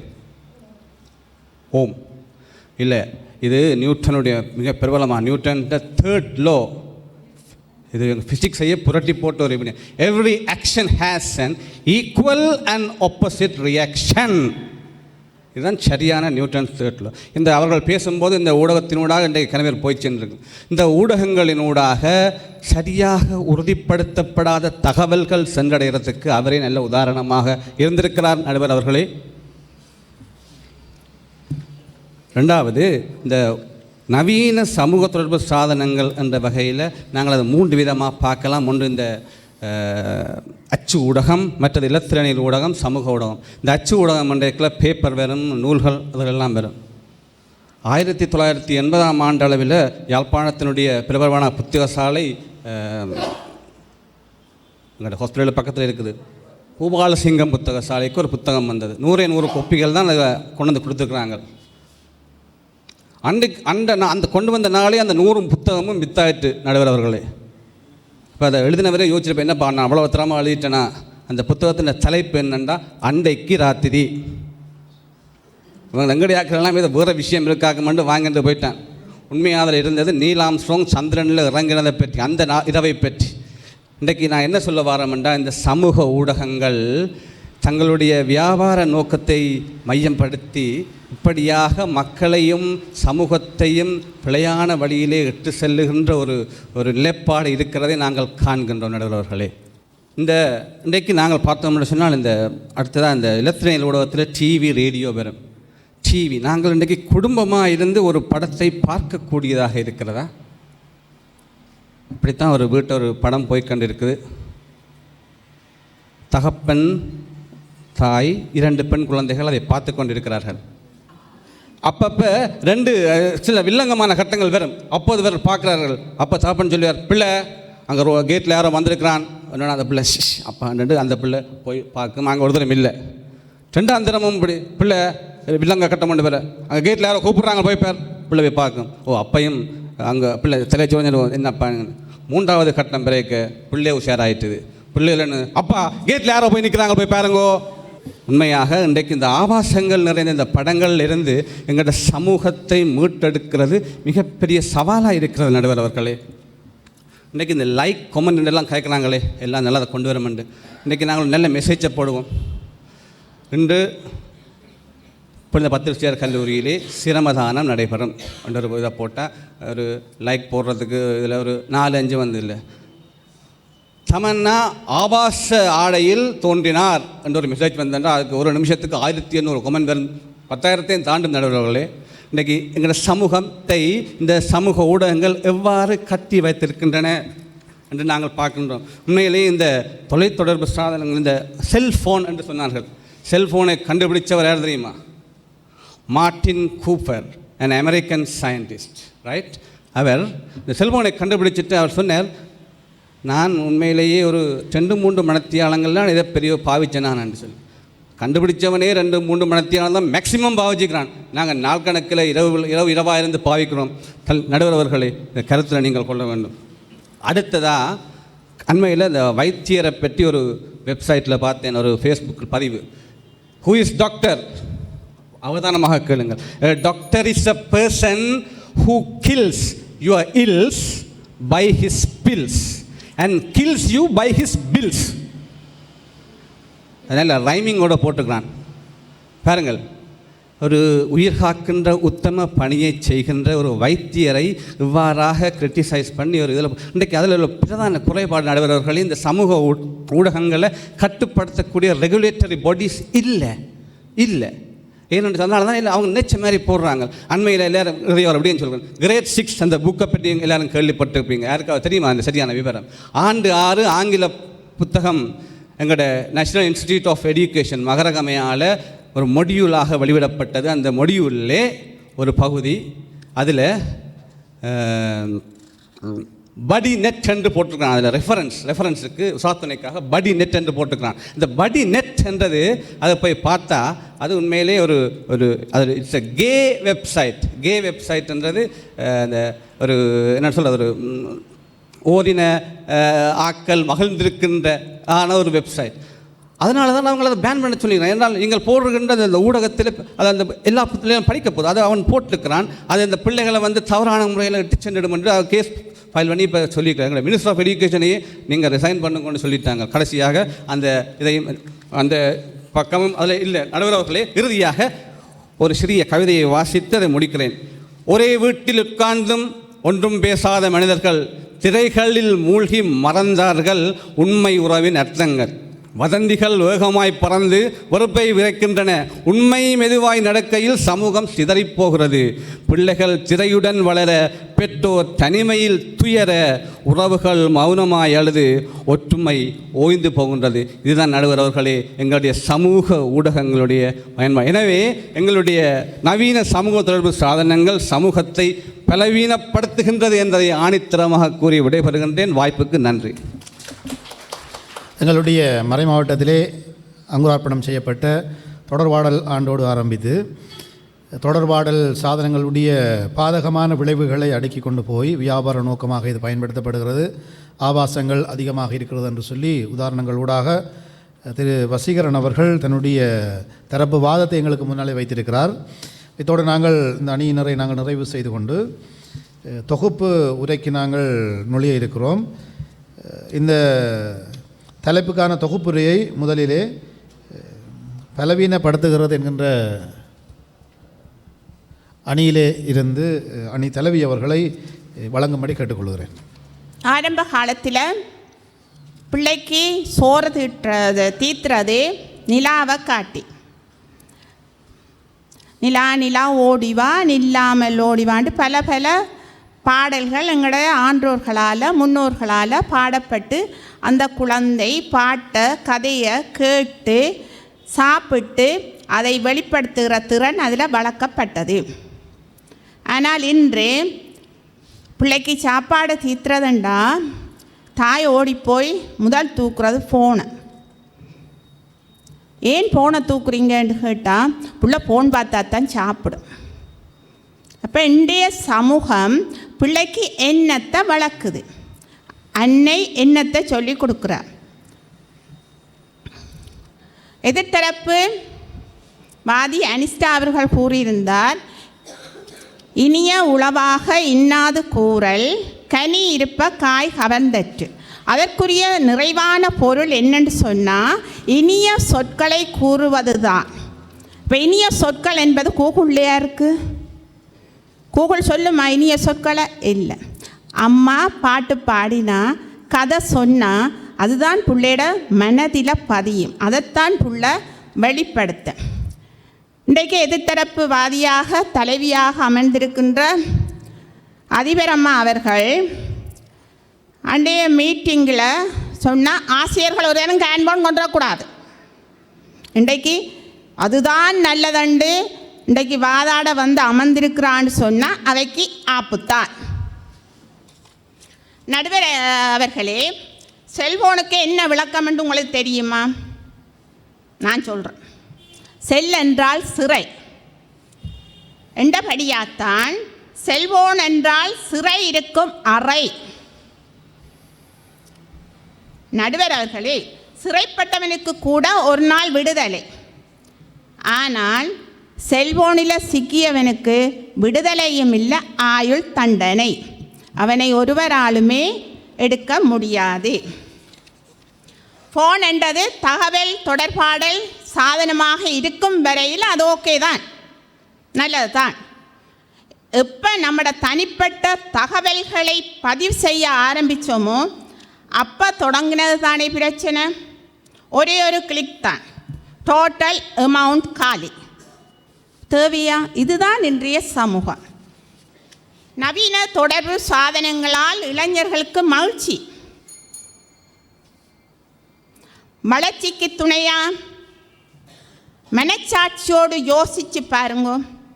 இன்றைய இளைஞர்கள் நாளைய தலைவர்கள். இப்படி இந்த இளைஞர்கள் அழிஞ்சு போனால் நம்முடைய சமூகம்தான் பலப்படுமா? நாளைய தலைமுறை தான் விருத்தி அடையுமா? 99% மாணவர் சமுதாயம் இளைஞர் சமுதாயமும் நவீன சாதனங்களால் வீணாகி போகிறார்கள் என்பது நிதர்சன உண்மை. எதிர்த்தரப்புவாதி ஜேத்சாஸ் அன்டதாஸ் அவர்கள் கூறினார், எங்களோட நடுவர் அவர்கள் கூறினாராம், நவீன தொடர்பாடல் வந்து ஒரு வலு என்று சொல்லி மறை உரையில் கூறினார். ஆனால் அன்றைய எங்களோட திருநாள் பிரசங்கத்தில் ஃபாதர் பிரையன் கூறினார், நவீன தொடர் ஃபோன் எடுக்காதேங்கோ, பாவிக்காதேங்கோ, ஏனெண்டா எங்களோட சமூகம் சீரழிஞ்சு போகுது. மறையுரைகள் என்னத்தை கூறுகின்றன? மனிதர்கள் ஒழுங்காக ஒழுக்கமாக நல்ல ஒரு பிள்ளையாக எதிர்கால சமூகத்தை உருவாக்க வேண்டும் என்பதுதானே கூறுகின்றன. வழி போகிறவன காணும், வழி சொல்கிறவன காணும். ஏதோ கூகுள் ஒன்று இருக்காமே, 2 அடி வச்சு போனால் வீட்டுக்கு 4 வீடு சந்தித்து கொண்டே விடுது. கேட்டால் கூகுள் பொய் சொல்லாது. ஏன் அவ்வளவு தூரம்? இதுதான் இன்றைய கூகுள். இந்த சந்தர்ப்பத்தை தந்த கழகத்தினருக்கும் எனது நன்றியை கூறிக்கொண்டு, உள்ளதை உள்ளவாறு கூறுதல் சான்றோர்க்கு அணி. அழகு. என்னதான் சமூக தொடர்பாடல் ஆணைக்குழு இயக்குநராக நம்ம நடுவர் பணி புரிந்தாலும் அவருக்கு தெரியும் ஏது சமூகத்துக்கு நன்மை தீமை என்பது. ஆகவே இன்றைய காலகட்டத்தில் சமூக தொடர்பு சாதனங்கள் சமூகத்தை பலவீனப்படுத்துகின்றது என்று நல்ல ஒரு தீர்ப்பை நடுவுநிலை தவறாத எங்களுடைய நடுவர் அவர்கள் கூறுவார் என்ற நம்பிக்கையோடு விடைபெறுகிறேன். நன்றி. நடுவர் என்றால் பக்கச்சார்பு இல்லாமல் நடுநிலையாக கருத்து சொல்ல வேண்டும். பார்ப்போம் எல்லாம் முடிய என்ன மாதிரியான கருத்துக்கள் வருதுன்னு சொல்லி பார்ப்போம். அருமையாக தன்னுடைய அணியினருடைய வாதங்கள் எல்லாவற்றையும் தொகுத்து எங்களுடைய சமூகத்தை தொடர்பு சாதனங்கள் பலவீனப்படுத்துகிறது என்று ஆணித்தரமாக தலைவி அவர்கள் மீண்டும் எடுத்துரைத்து சென்றிருக்கிறார். இப்பொழுது எங்களுடைய சமூகத்தை தொடர்பு சாதனங்கள் பலப்படுத்துகிறது என்பது தொடர்பாக இந்த அணியினுடைய தலைவி அவர்கள் தொகுப்புரையை வழங்க இருக்கிறார். எதிரணியினர் என்னதான் நடுவருக்கு ஐஸ் வைத்தாலும் அவர் கடைசியில் கூறப்போவது சமூக தொடர்பு சாதனங்கள் சமூகத்தை பலப்படுத்துகின்றன என்பதாகும். ஐஸ் வைச்சா விழுகிற அளவுக்கு எங்களோட நடுவர் தோற்று போனவர் அல்ல என்பதை விடத்தில் கூறிக்கொண்டு, உங்களுக்கு சமூக தொடர்பு சாதனங்கள் தேவையில்லையேண்டா நீங்கள் உங்களோட ஃபோனை தூக்கி எறிங்க பார்ப்போம் தேவையில்லையேன்னு சொல்லி எல்லாரும் எல்லாற்ற மடியிலும் ஃபோன் தான் இருக்குது. அப்போ ஃபோன் போனால் உயிர் மாதிரி நீங்கள் பார்க்குறீங்க. அது இதில் ஒன்று சொல்ல விரும்புகிறேன், கத்தி சமூக வலை தொடர்பு சாதனங்கள் கத்தி மாதிரி. இப்போ கத்தியை ஆப்ரேஷனுக்கு பாவிக்கலாம், மரக்கறி வெட்ட பாவிக்கலாம். நீங்கள் கையத்தான் வெட்டுவோம்னு சொன்னால் அதுக்கு நாங்கள் பொறுப்பாளிகள் அல்ல. அப்போ நாங்கள் இந்த நோக்கம்தான் எங்களுக்கு முக்கியம். நாங்கள் எங்கே இலக்கை நோக்கி போகின்றோம் என்றது முக்கியம். இந்த சின்ன சிந்தனை உண்டு. Watch your thoughts, they become actions. Watch your actions, they become habits. Watch your habits, they become character. Watch your character, they become destiny. அதாவது எல்லாத்துக்கும் அடிப்படை எங்களோட எண்ணம். நாங்கள் என்ன செய்ய போகிறோம், இந்த ஃபோனை நாங்கள் என்னத்துக்கு யூஸ் பண்ண போகிறோம், எண்ணம் தான் தீர்மானிக்கிறோம். வெளியில இருந்து எங்களை ஒன்றும் அசுத்தப்படுத்தாது, உள்ளுக்குள் இருந்து தான் அசுத்தப்படுத்தும். அசுத்தம் எல்லாம் எங்களுக்குள்ள தான் இருக்கும். மகிழ்ச்சி எங்களுக்குள்ள தான் தேடணும், வெளியில் நாங்கள் தேட முடியாது. எங்கட மனம்தான் தீர்மானிக்கிறது. எதிர்பார்ப்புகளை எங்கட மனம்தான் தீர்மானிக்குது. திருப்தி என்பது எங்கட மனம்தான் தீர்மானிக்குது. அப்போ எங்கட உள்ளுக்குள்ளே இருந்து தான் எங்களோட சந்தோஷம் வாழ்வின் மேன்மையெல்லாம் பெறணும். எண்ணம் போல் தான் வாழ்வு. எண்ணங்கள் எதனால் தீர்மானிக்கப்படுகிறது? எங்களுடைய மனப்பாங்கு, எங்களுடைய வீட்டு சூழல், எங்களுடைய சமூக சூழலால். ஒரு கட்டடம் கோணலாகாமல் குண்டு நூலும் மட்டைக்கோலும் நேராக்குகின்றது. வாழ்வு கோணலாகாமல் இருப்பதற்கு எண்ணங்களும் மனப்பாங்கும் தூய்மையாக நேர்மறையாக இருக்க வேண்டும். அந்த every action has and opposite reaction என்றதை அவர் சொல்லியிருந்தார். நான் அதில் ஈக்குவலாக விட்டுட்டேன். ஏன் தேவையானதை தான் எடுக்க வேணும், தேவையில்லாத விடத்தானே வேணும். சரிதான், எனக்கு என்ன தேவைன்றதை நான் இந்த இடத்துல யூஸ் பண்ணிக்கொண்டேன். ஈக்குவல் எனக்கு தேவைப்படலை, அதனால் நான் யூஸ் பண்ணி. மனது தூய்மையானால் செபிக்க தேவையில்லை என்று சொல்வார்கள். கோயிலுக்கே போக தேவையில்லை. ஏன்? மனது தூய்மையாண்டா நோ ப்ரேயர், நோ சர்ச். அப்போ மனது தான் எங்களை தீர்மானிக்கிறது. அதாவது மனம் போல வாழ்வு என்பது எதனால்? நமது மனம்தான் நமது தெரிவுகளை தீர்மானிக்கிறது. அந்த 82 ஆப்ஸில் நாங்கள் எந்த தெரிவை செய்கிறோம்? வழி மாறி போகிறதுக்குரிய தெரிவா அல்லது நாங்களோட வாழ்வை மேன்மைப்படுத்துறதுக்குரிய தெரிவா? ஆனால் நம்முடைய தெரிவுகள் நமது வாழ்வை முன்னேற்ற பாதையில், அன்பு பாதையில், அறப்பாதையில் கொண்டு செல்ல வேண்டும். தெரிவுகளை நமது இலக்கை தீர்மானிக்கின்றன. நமது இலக்கை சிதறடிக்கும் எதுவும் பகையாகும். நமது இலக்கை சிதறடிக்கும் எதுவும் பகையாகும். பகையை ஜெயிப்பதே வாழ்வாகும்.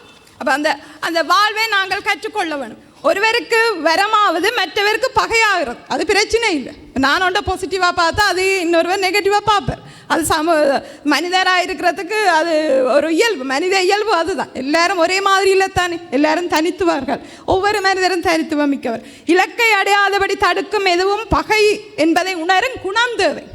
எங்களோட இலக்கை அடையாதபடி தடுக்கிற எதுவும் பகை என்பதை எங்கட பிள்ளைகளுக்கு சொல்லி காட்டணும். பெட்ஷீட்டுக்கு ஃபோன் வச்சிருக்கிறாண்டா அது எங்கே பெற்றுக்கொள்ளுது?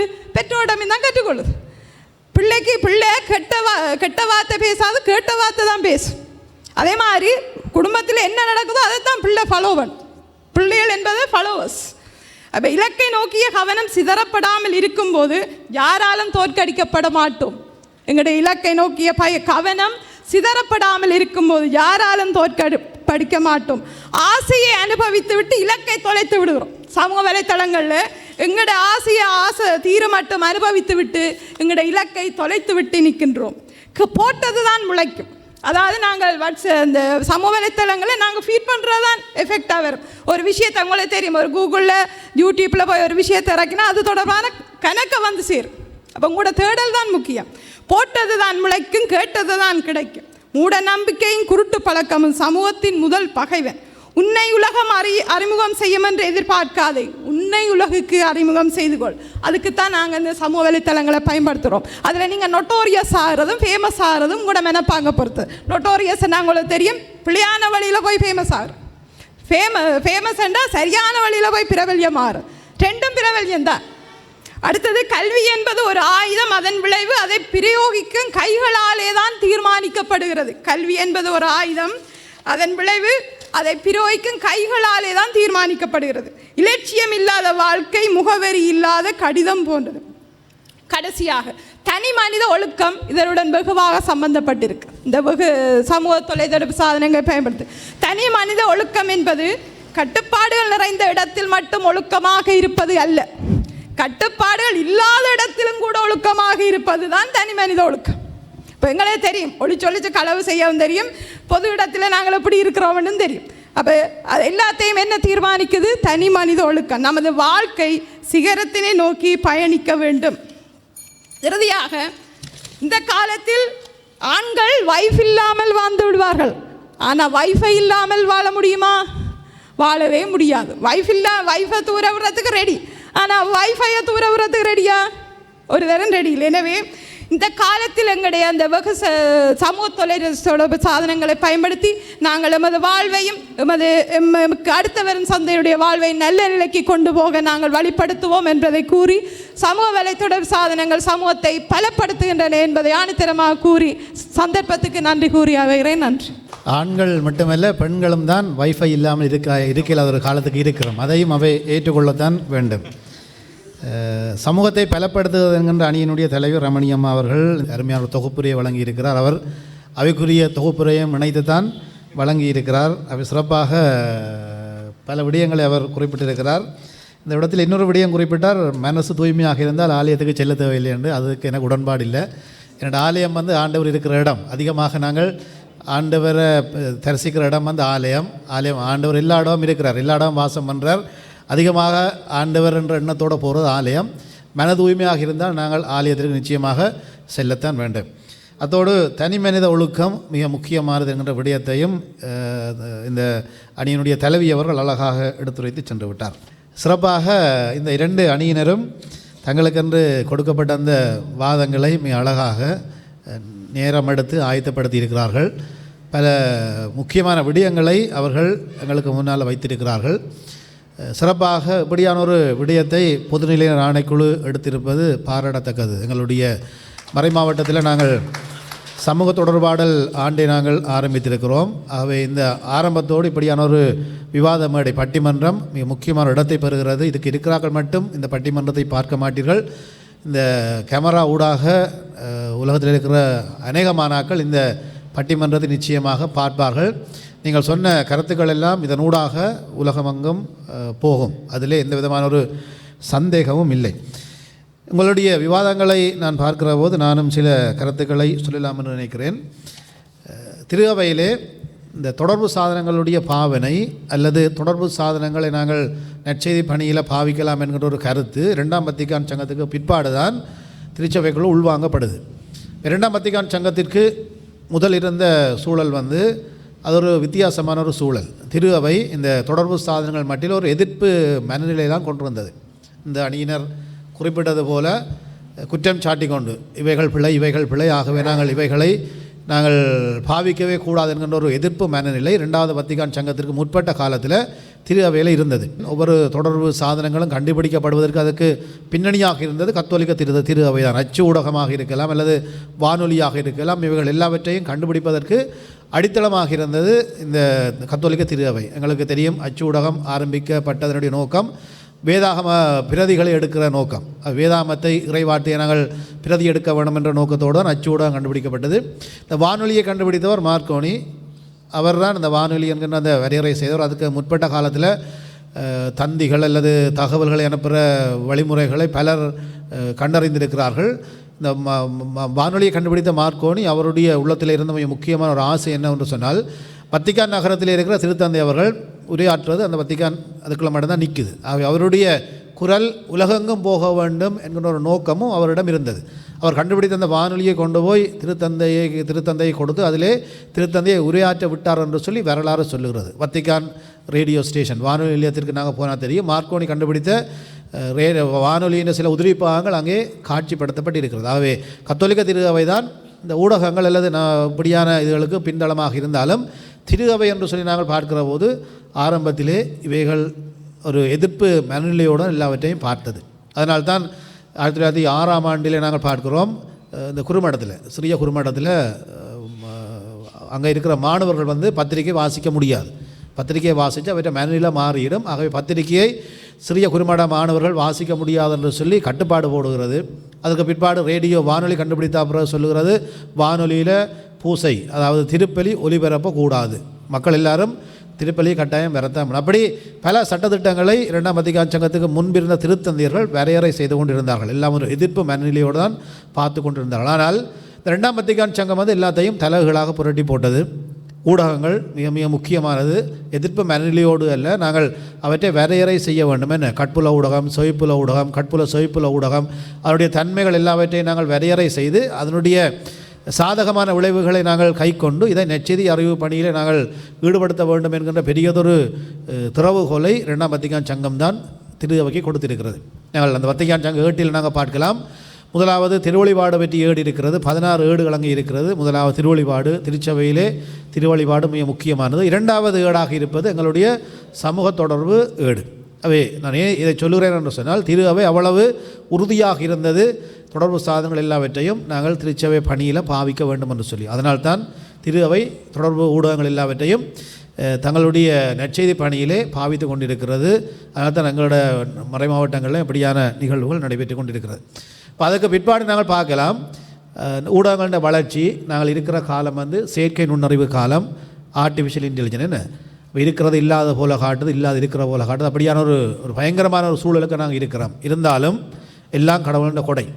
இப்போ நாங்கள் என்ன விடயங்களை நாங்கள் மேற்கொள்ளலாம் என்று சொன்னால், இவற்றை நாங்கள் எங்களுடைய தனிமனித ஒழுக்கத்தை மையமாக வைத்து நாங்கள் நல்ல விதமாக நாங்கள் பயன்படுத்த வேண்டும். இந்த சமூகத்தை மேம்படுத்துகிறது என்கின்ற அணியினுடைய தலைவி அவர்கள் அழகாக சொன்னார், கத்தி எங்கள்கிட்ட இருக்குது, நாங்கள் கத்தியை வச்சு ஆப்ரேஷன் செய்யலாம், மரக்கறி வெட்டலாம், எங்களுடைய பாவனைக்காக நாங்கள் பயன்படுத்தலாம். அதே நேரம் ஆக்களோட தலையையும் நாங்கள் வெட்டலாம், கைகால் எல்லாவற்றையும் வெட்டலாம். அப்போ எங்கள்கிட்ட இருக்கிறதை அதை நாங்கள் என்ன விதமாக பயன்படுத்துகிறோம் என்பதில் தான் அதனுடைய விளைவுகள் தங்கி இருக்கும். நாங்கள் எல்லாத்துக்கும் ஒரு நெகட்டிவான ஐடியாவோடு நாங்கள் அணுகிறோம் என்று சொன்னால் நாங்கள் அதில் இருக்கிற பலனை நாங்கள் பெற்றுக்கொள்ள முடியாது. நேற்றைக்கு ஒரு அருட்தந்தையோடு கதைக்கிற போது சொன்னார், எல்லாரும் கதைக்கிற விஷயம், குற்றஞ்சாட்டுற விஷயம், இந்த தொடர்பு சாதனங்கள் எல்லாம் கூடாது, தீமை தான் பிறகுதான் எல்லாரும் தீமையை பற்றி தான் கதைக்கணும்.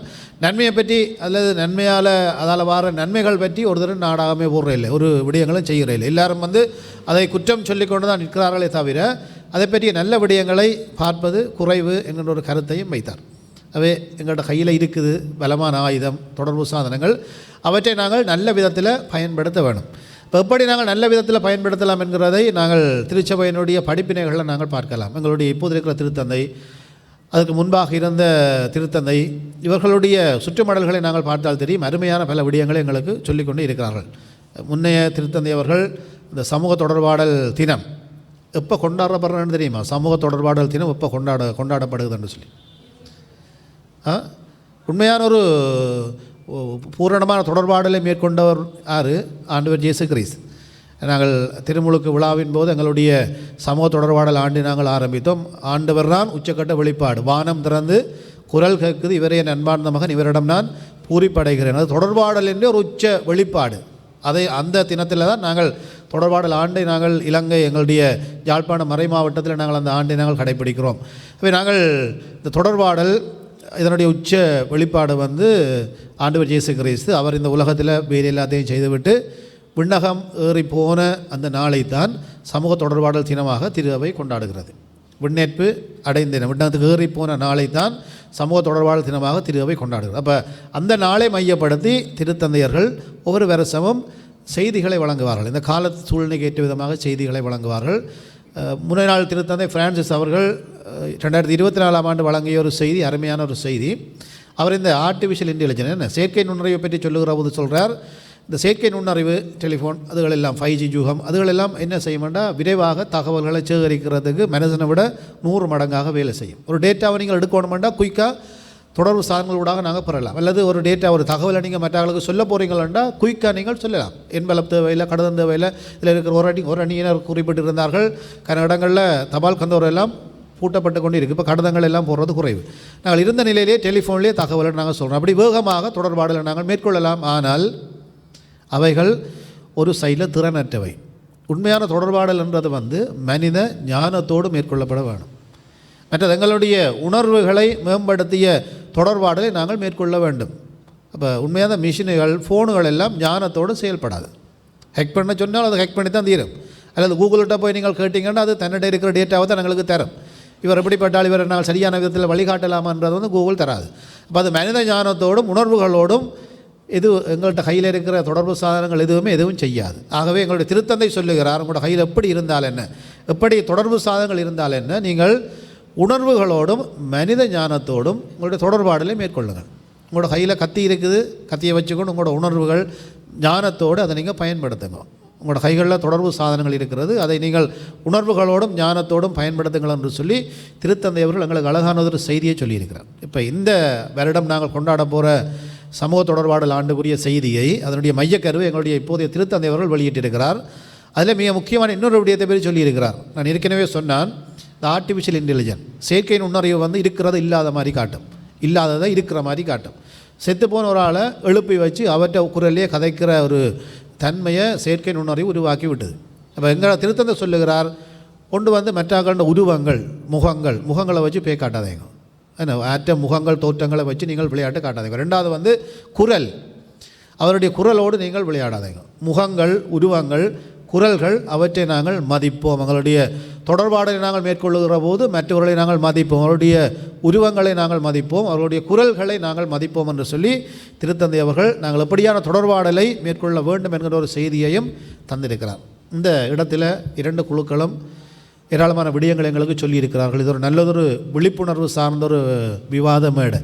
அவைக்கே தெரியும் இதில் யார் ஆற்று பக்கம் கூட பலமாக இருக்குது, ஆற்று பக்கம் பலவீனமாக இருக்குன்னு சொல்லி. என்ன நடுவருங்கின்ற அடிப்படையில் விவாதம் என்ற மையக்கருவில் நான் பார்க்கக்குள்ள 2 பக்கம் வாதாடி இருக்கிறோம். கூட என்னை பொறுத்தவரையில் கூட நல்ல கதைகளை சொல்லி வாதாடினவர்கள் எனக்கு பக்கத்தில் இருக்கிற சமூக தொடர்பு கருவிகளை பயன்படுத்துகிறதால சமூகம் பலப்படுகிறது என்கின்ற அணி. இவைகளும் வாதாடி இருக்கிறோம். நல்ல விடயம்.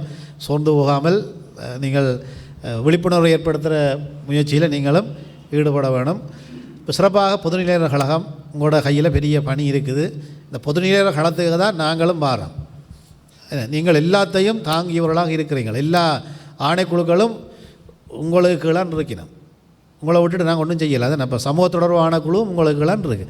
அப்போ உங்களுடைய உதவிகள், ஒத்துழைப்புகள் எங்களுக்கு நிச்சயமாக தேவை. இப்படியான முயற்சிகளை நீங்கள் மென்மேலும் எடுக்க வேண்டும். சிறப்பாக இந்த நிகழ்வை ஒழுங்குபடுத்தி உங்களுடைய இயக்குனர் அவர்களுக்கு என்னுடைய பாராட்டுகளும் வாழ்த்துக்களும். நிச்சயமாக உங்களுடைய பணிகளில் நாங்கள் எப்பவும் உங்களோடு இருப்போம்.